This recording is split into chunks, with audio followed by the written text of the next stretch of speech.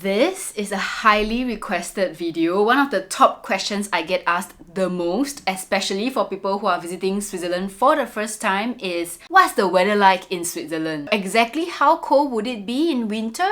What should I pack for my trip? I totally get it, especially for my fellow Southeast Asians who have never experienced the 4 seasons. It can get quite confusing, like how cold is cold and what exactly even is layering. As someone who have lived in Switzerland for 3 years, I'm gonna break it all down for you. Whether you are visiting in spring, autumn, or right smack in the Swiss shoulder seasons, I've got you covered.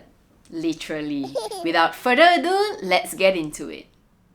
First and foremost, my golden rule is it's better to be overdressed than it is to be underdressed. If it's too hot, you can always remove your extra layers, but if it's too cold, you can't put on more layers. I've made that mistake before and never again. You'll be so absolutely miserable and your trip will be completely wasted because you can't even enjoy all of the wonderful itinerary that you have planned for your trip. So always prioritize comfort first. So let's start with the big picture. Switzerland has 4 main seasons: spring, summer, autumn, winter. But here's the thing. April, May, September, October are what we call the shoulder seasons. That means the weather changes its mood faster than your ex. My top tip is to download the Meteo Swiss app, which is the most accurate weather forecast app in Switzerland. And it is particularly helpful for you when you want to start packing for your trip. If you haven't watched my previous video on all the essential apps you need for your trip, I'm gonna link it over here.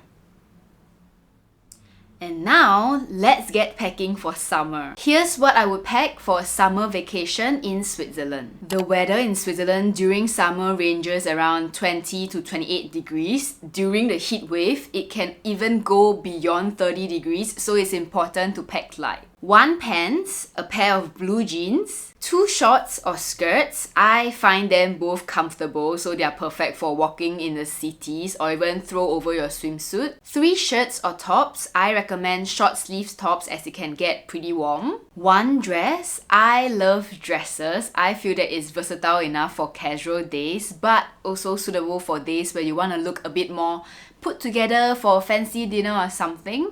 Personally, I prefer sundresses because you don't need to think about matching your tops and bottoms. So, if you're also a dress type of girly, you can replace the tops and bottoms with like 4 sundresses and you'll be good to go. 1 cardigan or sweater. Evenings in summer can still get quite chilly, so it's good to have a sweater when it's cold. For undergarments, 5 pairs of underwear and 2 bras. Personally, for myself, I don't like wearing bras anymore because it's just so hot in the summer and with the extra layer it's just unbearable. What I like to do is to get dresses or tops that already come in padded, or if I really need to, I'll just wear new bra or nipple tapes. But if you want to free the nips, nobody's gonna judge you in Switzerland, so you do you, girl. 5 pairs of socks, pyjamas to sleep in, 1 rain jacket or umbrella in case the weather gets gloomy. When it comes to shoes, I pack light because they are the bulkiest items. Sneakers. These are gonna be your go-to shoes. Be prepared to walk a lot in Switzerland, so you want to bring a comfortable pair of shoes. Flip-flops or sandals. They are easy to pack and they barely take up any space in your luggage. It is perfect for days when you want to head to the lake or just something casual to sleep on. 1 pair of athletics shoes. This is optional. If you're extra sporty and you plan to do a lot of hikes in Switzerland, a pair of hiking shoes would come in handy. Speaking for myself, I know that a lot of Southeast Asians aren't the most sporty people, so likely you won't be doing a lot of difficult hikes. You could probably get away with doing easy hikes with your sneakers. 1 swimsuit. There are plenty of gorgeous lakes in Switzerland to dive into, so I'll bring swimsuit just in case. Accessories. 1 hat or cap to protect your face from the sun. Sunscreen is a must. The sun in Europe hits different. It just feels so much more intense without the humidity, unlike what we are used to back in Asia.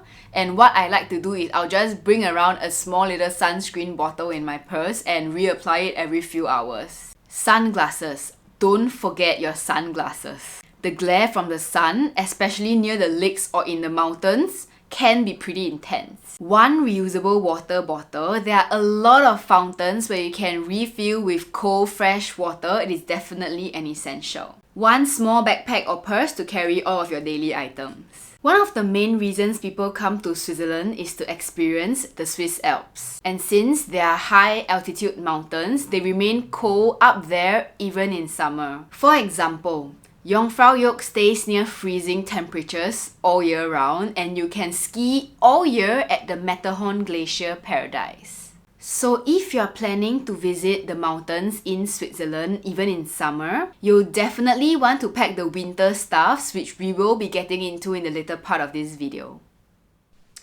Next, here's what I'll pack differently for spring and autumn. 3 pants. I would trade my shorts and skirts for long jeans or pants. 3 shirts or tops. I would also swap all of my short sleeves for long sleeves. 1 dress. I'm keeping the dress for sunnier days. A cardigan or sweater. I might consider upgrading to a thicker cardigan. 1 light coat. Trench coats or wool coats works fine. 2 shoes, replacing the sandals for another pair of covered shoes. 1 light beanie or hat to shield your head from the cold. A pair of thin gloves. If your hands are always cold like mine, I think you'd need this. In September, the first half of the month usually stays quite warm, so I'll recommend packing a mix of summer and autumn clothes. During the second half of the month, this is when the temperatures start to drop a little, and this is where you'll start transitioning into the autumn wardrobe with cozier fabrics. The same goes for the later half of May as it starts to transition from spring to summer. For my fellow Southeast Asians, I would recommend throwing in a set of heat tech just in case, because we do not do well with the cold. Personally, my rule of thumb for wearing heat tech is any temperatures that goes below 12 degrees,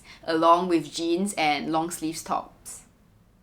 Lastly, for the winter months starting November, I'll pack completely different because this is where the temperatures start dropping drastically. 1 heat tech. This Uniqlo Ultra Warm Heat Tech has helped me survive 3 winters in Switzerland, I swear by it. 2 base layer shirts. This can be long sleeves or turtlenecks. 3 pants. Jeans. Even better if you have those that has a fleece lining with it.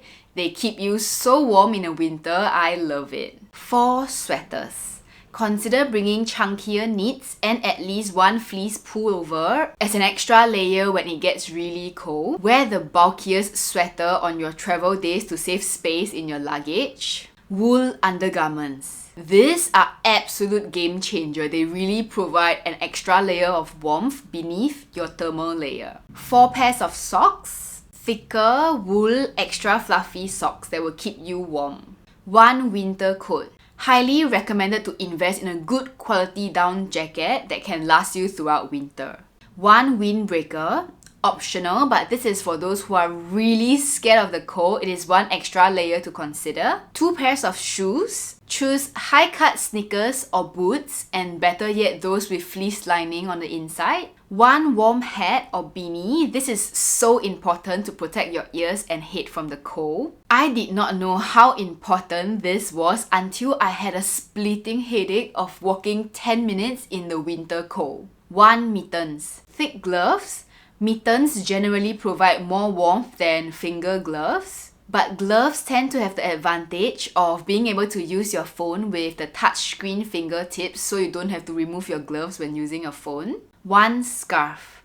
Bring a scarf to keep your neck cozy and protected from the chilly wind. The basis for layering is to have a base layer, a mid layer, and an outer layer. This way, if it gets hot indoors, you can always remove a layer. If it gets cold, add 1. Simple. If you're traveling in January and February where it is the peak of winter, where there's gonna be a lot of snow in the mountains, you might want to invest in snow boots or waterproof hiking boots. If you're planning to go skiing, you'll need to get extra ski essential clothings. But if you're just sightseeing in the cities, it doesn't really snow that much. Maybe just once or twice when the temperatures go below 0, so it's best to check the weather forecast. This is optional, but one thing I would always have with me during winter is heat packs. It's probably a very Asian thing. Like sometimes when it's really cold and I have to be outdoors for long, for example, if you want to go to the Christmas markets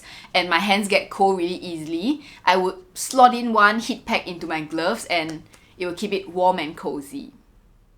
Lastly, other travel tips. Toiletries and makeup are pretty standard for everyone, but one thing that I would like to point out is for those who are traveling from Asia, you'll find that the air here is gonna be super dry. Your lips, skin, hair is gonna be so dehydrated. So it's very important to hydrate and slather on thick layers of moisturizer, body lotion, and lip balm. If not, your mouth and skin is going to crack. I'm not even kidding, it's gonna be painful, especially in winter. Also, for those who wear contact lenses, you might want to consider bringing some eye drops because it's very dry. Invest in good luggage because you are going to be hauling that suitcase on and off trains and buses, fitting it into luggage racks, squeezing it in between seats, so you might want it to be sturdy enough. It is essential to bring a travel adapter. Switzerland uses Type-C and Type-J plugs. You can charge your phone on the public transports, so you can just bring your charger with you everywhere you go. So much so that I don't really use power banks anymore.